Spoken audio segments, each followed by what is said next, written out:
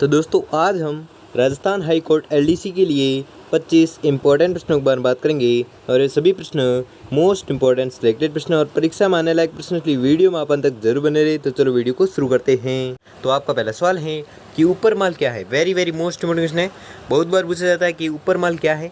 तो ऊपर माल है चित्तौड़गढ़ व भीलवाड़ा के मध्य स्थित पठार, जिसे क्या कहते हैं, ऊपर माल। तो दोस्तों आपको 25% दिए जाएंगे, जिसमें से आपने कितने प्रश्न सही किए हैं वो हमें लास्ट में कमेंट में ज़रूर बताएं, जिससे कि आपकी प्रिपरेशन का पता चलता रहे। ठीक है, अगला देखते हैं प्रश्न। तो अगला सवाल है कि निम्नलिखित में से कौन सी चोटी दक्षिण अरावली श्रृंखला में अवस्थित नहीं है। तो वो चोटी है बिलाली। ठीक है, बिलाली जो चोटी है वह दक्षिण अरावली श्रृंखला में अवस्थित नहीं है। अगला सवाल है कि 56 के मैदान अवस्थित है। वेरी मोस्ट इंपोर्टेंट क्वेश्चन है। ठीक है, बहुत बार पूछा जाता है प्रश्न कि 56 के मैदान अवस्थित है, तो कहाँ पर अवस्थित है। तो यह अवस्थित है प्रतापगढ़ और बांसवाड़ा में। अगला सवाल है कि बनास बेसिन राजस्थान के किस भौगोलिक विभाजन का हिस्सा है। तो आपको याद रखना है यह हिस्सा है पूर्वी मैदान का। ठीक है, पूर्वी मैदान का क्या हिस्सा है, बनास बेसिन। अगला सवाल है कि पश्चिमी रेतीले मैदान की पूर्वी सीमा निर्धारित होती है। तो यह होती है 50 सेंटीमीटर वर्षा रेखा से। ठीक है, 50 सेंटीमीटर वर्षा रेखा से क्या होता है, पश्चिमी रेतीली मैदान की पूर्वी सीमा है जो निर्धारित होती है। किससे होती है, 50 सेंटीमीटर वर्षा रेखा से। अगला सवाल है कि चंद्राकार बालुका स्तूपों को कहा जाता है। वेरी मोस्ट इंपोर्टेंट क्वेश्चन है, बहुत बार पूछा जाता है एग्जाम में कि चंद्राकार बालुका स्तूप को कहा जाता है तो क्या कहते हैं। तो इसे कहते हैं बरखान। ठीक है, बरखान किसे कहते हैं, अगर एग्जाम पूछे तो आपको याद रखना है बरखान कहते हैं चंद्राकार बालुका स्तूपों को। अगला सवाल है कि निम्नलिखित में से कौन सी पर्वतीय चोटी सिरोही जिले में अवस्थित नहीं है। तो आपको याद रखना है यह है कमलनाथ। ठीक है, कमलनाथ वह पर्वत चोटी है जो सिरोही जिले में अवस्थित नहीं है। कौन सी, कमलनाथ।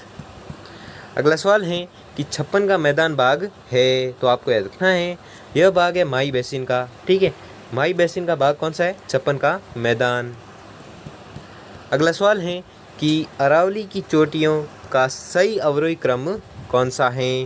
तो घटते हुए क्रम में बताना है, सबसे बड़ी से छोटी की ओर जाना है पर्वत चोटियाँ। तो पहले है गुरु शिखर। ठीक है, पहले गुरु शिखर, बाद में शेर, फिर जरगा, फिर अचलगढ़, इसलिए आपका राइट आंसर हो जाएगा ऑप्शन नंबर बी। ठीक है, तो अरावली की चोटियों का सही अवरोही क्रम क्या होगा, गुरु शिखर, शेर, जरगा और अचलगढ़। अगला सवाल है कि महान सीमा भ्रंश राजस्थान के किस भाग में अवस्थित हैं। तो आपको याद रखना है यह अवस्थित है दक्षिण पूर्वी में। ठीक है, दक्षिण पूर्वी में क्या अवस्थित है, महान सीमा भ्रंश राजस्थान के दक्षिण पूर्वी भाग में अवस्थित है।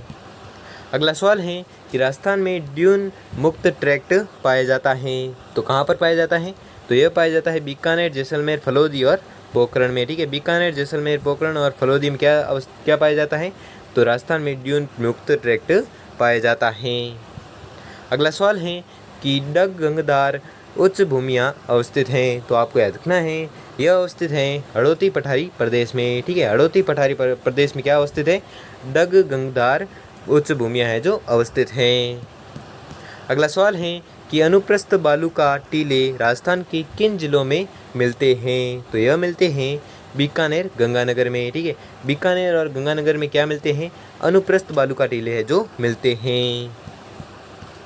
अगला सवाल है कि राजस्थान का सर्वोच्च पठार कौन सा है। वेरी मोस्ट इंपोर्टेंट क्वेश्चन आ गया है, तो आपको रट लेना है कैसे भी करके कि राजस्थान का सर्वोच्च पठार है तो कौन सा है, तो वह है उड़िया। ठीक है, उड़िया जो पठार है वह राजस्थान का सर्वोच्च पठार है।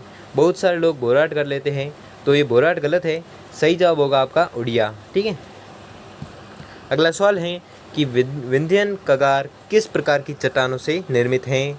तो यह निर्मित है बालू का पत्थर से। ठीक है, बालू का पत्थर से क्या निर्मित है, विंध्यन कगार है जो निर्मित है। किस चट्टानों से निर्मित है, बालू का पत्थर से। अगला सवाल है कि सीफ है एक, तो सीफ क्या है, तो सीफ है एक अपने अनुदैर्ध्य बालू का स्तूप। ठीक है, अनुदैर्ध्य बालू का स्तूप है क्या, सीफ। ठीक है, सीफ एक क्या है, अनुदैर्ध्य बालू का स्तूप। अगला सवाल है कि सिरोही जिले में तीव्र ढाल युक्त एवं उबड़ खाबड़ पहाड़ियों का स्थानीय नाम क्या है। वेरी मोस्ट इंपोर्टेंट क्वेश्चन है, बहुत बार पूछा जाता है एग्जाम में, तो ये घुमा कर पूछा गया है। ठीक है, ध्यान से देखो, तो ये घुमा कर प्रश्न पूछा गया है कि सिरोही जिले में तीव्र ढाल युक्त एवं उबड़ खाबड़ पहाड़ियों का स्थानीय नाम क्या है। तो यह स्थानीय नाम है भाकर। ठीक है। तो एग्ज़ाम में बहुत बार ऐसे नहीं पूछा जाता है, एग्ज़ाम में पूछा जाता है कि सिरोही ज़िले में पहाड़ियों के स्थानीय नाम को क्या, स्थानीय भाषा में क्या कहते हैं, तो इसे कहते हैं भाकर। ठीक है, प्रश्न कैसा पूछा जाए लेकिन आपको कन्फ्यूज नहीं होना है, ठीक है, सोच समझ कर उत्तर देना है। ठीक है, अगला सवाल है कि निम्नलिखित में से कौन सी स्थलाकृति अरावली श्रृंखला में अवस्थित नहीं है, तो वह है मुकुंदरा पहाड़ियाँ। ठीक है, मुकुंदरा पहाड़ियाँ हैं जो अरावली श्रृंखला में अवस्थित नहीं हैं। अगला सवाल है कि राजस्थान में प्री कैग्रियन चट्टानों का आधारभूत वर्णन किसके द्वारा किया गया है, तो आपको याद रखना है इसका जो वर्णन किया गया है यह किया गया A.M. हेरोन के द्वारा। ठीक है, A.M. हेरोन वह व्यक्ति है जिसके द्वारा प्री कैग्रियन चट्टानों का आधारभूत वर्णन है जो किया गया है। अगला सवाल है कि निम्न में से असत्य है, तो असत्य बताना युग्म, तो असत्य है बूंदी की पर्वत श्रेणियों का सर्वोच्च शिखर दोनिया है। यह जो युग्म है वह एकदम असत्य है, इसलिए आपका राइट आंसर हो जाएगा ऑप्शन नंबर सी। अगला सवाल है कि रोजा भाकर शिखर राजस्थान के निम्नलिखित में से किस जिले में स्थित हैं। ये वेरी मोस्ट इंपोर्टेंट क्वेश्चन है। ठीक है, तो आपको याद रखना है कि रोजा भाकर शिखर राजस्थान के निम्नलिखित में से किस जिले में अवस्थित है, तो आपको याद रखना है यह अवस्थित है जालोर में। ठीक है, जालोर में क्या अवस्थित है, रोजा भाकर शिखर। अगला सवाल है कि निम्नलिखित में से कौन सी पर्वत चोटियाँ उनकी ऊंचाई अवरोही क्रम में सही हैं, तो आपको याद रखना है यह सही हैं शेर, देलवाड़ा, जरगा व अचलगढ़। ठीक है, ये जो ऊंचाई श्रेणियाँ हैं जो अवरोही क्रम में हैं यह एकदम सही है, इसलिए आपका राइट आंसर हो जाएगा ऑप्शन नंबर बी। अगला सवाल है कि कुंभलगढ़ एवं गोगुंदा के बीच विस्तृत पठार किस नाम से जाना जाता है। वेरी मोस्ट इंपोर्टेंट क्वेश्चन है, बहुत बार पूछा जाता है एग्जाम में। ठीक है, तो आपको याद रखना है कि कुंभलगढ़ एवं गोगुंदा के बीच विस्तृत पठार है जो बोराट के नाम से जाना जाता है। किस नाम से, बोराट के नाम से। अगला सवाल है कि गोडवार प्रदेश किस बेसिन को कहते हैं, ये भी मोस्ट इंपोर्टेंट क्वेश्चन है।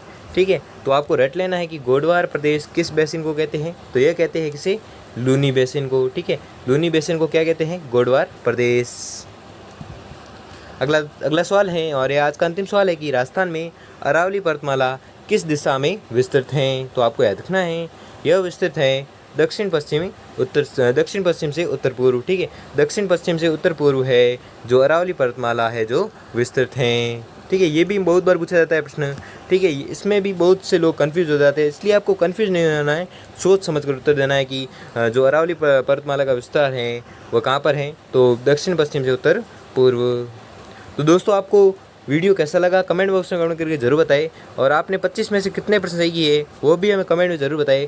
और वीडियो अच्छा लगा हो और आपके लिए अगर हेल्पफुल साबित हुआ तो वीडियो को लाइक, और चैनल पर नए हो तो चैनल को सब्सक्राइब कर लीजिए और बेल आइकन को प्रेस कर लीजिए, जिससे कि वीडियो की नोटिफिकेशन आपको मिलती रहेगी।